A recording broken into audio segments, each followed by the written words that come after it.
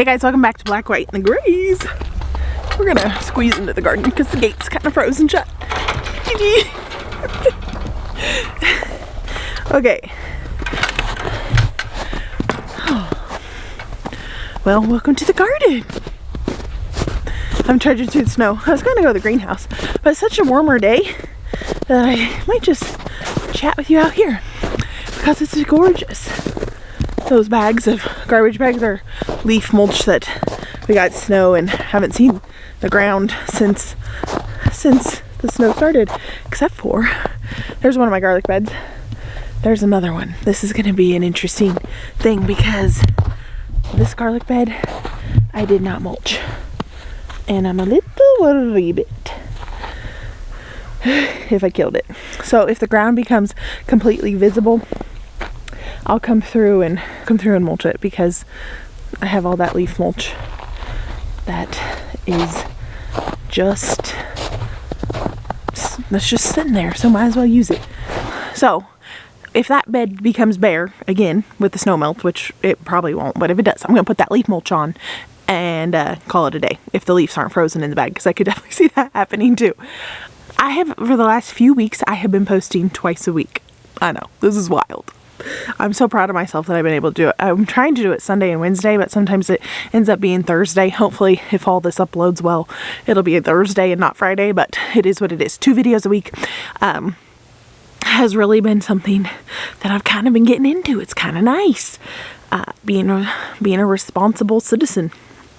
What I've been doing during the week is a video series. It's traditionally anybody can view it and find whatever, but a lot of it is geared towards the local gardening community here in Central Oregon, more specifically even La Pine, Oregon, because I have a lot of viewers that are local, so it is beneficial.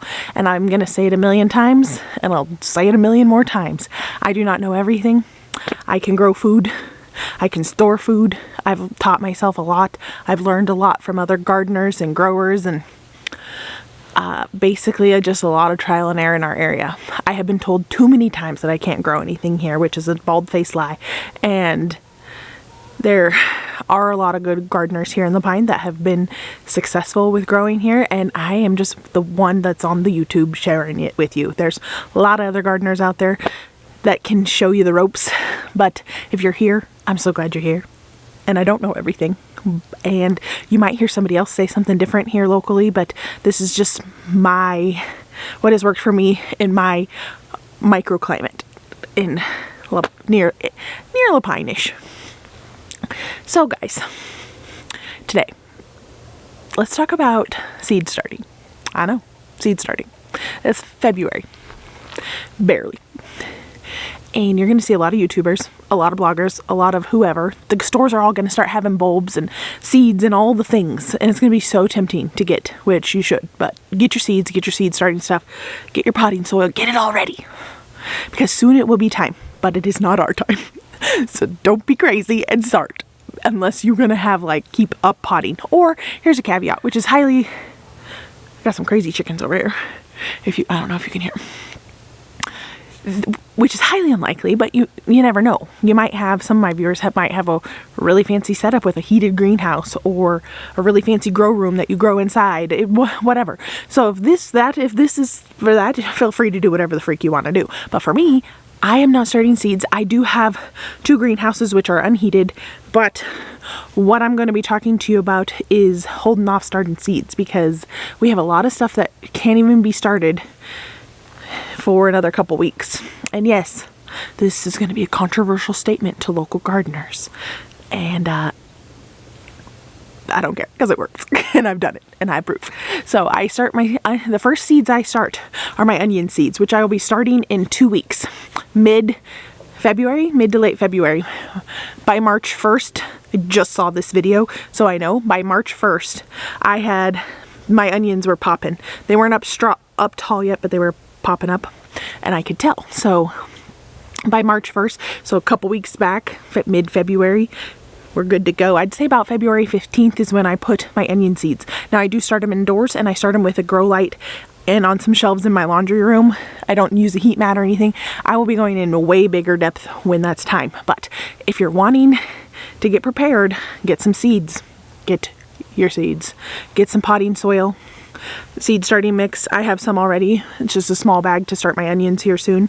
And I'm thinking about starting some lettuce because lettuce prices are out the yin yang crazy expensive right now, and I'm not really wanting to pay that. So, but don't be fearful that you're too late, or don't get ahead of yourself. Our ground is frozen solid. And yes, the January thaw happened and you can see some ground. February is here.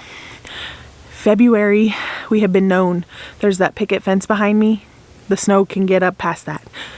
We can get pounded in February or in March or both. So don't get too excited. Now it could happen where we don't get any. I hope we do, because we need some more. We need some precipitation. So hold off. And there's going to be plenty of things that you're going to be able to start when the time comes.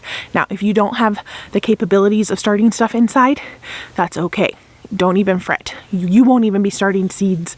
You won't be direct sowing until mid to late April. So we have a long time. And that's cold crops. Which are cold crops I've talked to you guys about. I'll link the video.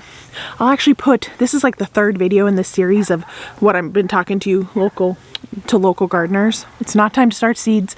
Get excited, start planning, get your garden planners out, get your seeds out. This year I'm going to go about something. I'm going to be doing it quite a bit different. I've done a lot of experimental crops in the past, and I'll do a few here and there because I think that's kind of cool to see, and you might find a new favorite. But for the most part, I'm sticking to staples, things I know my family's going to like. If we don't like a ton of something, I'm Xing it off. Or if this tomato, no matter how cool it is, didn't do well. So I'm growing my staples, and I will walk you through this. I think it's very important that, especially if you're new to gardening, and if you're not new to gardening and you new to Central Oregon, you're new to gardening here. So it can be a big, massive learning curve. So if you're starting seeds, you can start along with me. Get all your stuff ready for onion seeds. There's a million places you can get them. Just get some onion seeds. If you want a storage variety, make sure it is a storage variety, not a sweet variety, like onion, like a Walla Walla, a candy onion. They're not going to store well, but they're great. I recommend growing a little bit of both because, one, for the variety, two, they do so well here, and three, my Walla Wallas are already so much faster than my storage onions, which makes it way more beneficial throughout the summer to be eating onions faster. I would say my storage onions aren't ready till September, mid to late September, and my fresh eating ones start getting ready in July. That's a big difference. So, which are Walla Wallas. Then I will start my cold crops that I want to start ahead of time, which will be some brassicas that take a little longer, like cabbages and things like that. I'm not going to start. I started my tomatoes and peppers, well, my tomatoes way too soon last year, which I've learned, and I will wait to start those until April, because I'm not going to plant them out into my greenhouse until mid to late May. So I want to hold off on those. I'll start my peppers a little sooner. They take a little longer. But for right now, just get your supplies ready. This is what you need to be doing now, is getting your supplies. Get it all ready. Have it on hand. That way you can get going. And then if you don't have, even if you can't start seeds inside, get your supplies, get your seeds. That's all you need, and some compost for outside growing, and do it that way. You will be on the struggle bus if you're trying to grow tomatoes and peppers and squashes outside without cover. It's going to be very difficult. Can be.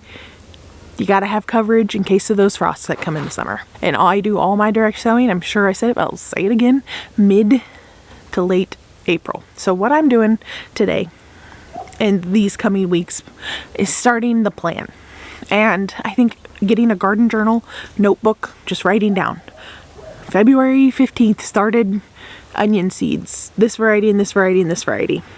Then in years past, like you'll be like, when you get to the end of the growing season, you're like, wow, I wish I would have started my onion seeds a little earlier. Bump it up, or later, push it back. These are helpful things that I'm going to be doing this year. Is a little notebook, nothing fancy. I've tried to buy a bazillion garden journals, and I would just prefer a notebook because it's simple and basic, and you can sketch out your garden. I have had my small garden sketched out since last fall. Sometimes inspiration hits. This big garden is always a little more intimidating just because of the sheer size of it. It's 14,000 square feet of growing space, and it is a lot of garden. And she pumps out a lot of produce. This is her, this is our 4th year? No way. Yeah. This is my 4th year growing in here, and I feel like last year we really hit its stride, and this year we're really going to push it harder and hit all the strides. I think this is the year we're going to break down and buy a tractor, which I think will be very beneficial. We've never had one. I rented a Bobcat last year, but the sheer size of what we're trying to get done here with the high tunnel by myself without hiring anybody is going to be next to impossible. Yes, it could be done, but it would take me all season. Get your supplies ready, start your garden plans, get to brainstorming, get to saving up money. 5 years ago, I saved up for this greenhouse every month. Every paycheck I got, put money away. And as you're in different financial situations, sometimes you may not be able to put stuff away, and maybe just putting some cans on the pantry is the most important thing. And I can tell you right now, you don't need a greenhouse to grow anything here. Or you don't need a greenhouse to grow a ton of food to feed your family. You just need in-ground garden space. Get some composting. This is going to be one of the series. Is my neighbor right across the street has compost. I actually have 3 neighbors right here that all have horses and have all offered me their compost. Always ask if the hay that the horses eat is sprayed with any herbicide, anything. It could kill your garden. But topic for another day. All right, guys, that's just my short and sweet video for this weekday, and I'll see you Sunday, and thanks for following along. Bye, guys. Are you excited to start seeds? I'm excited, but I'm gonna wait because otherwise you'd be up potting like crazy. No, thank you.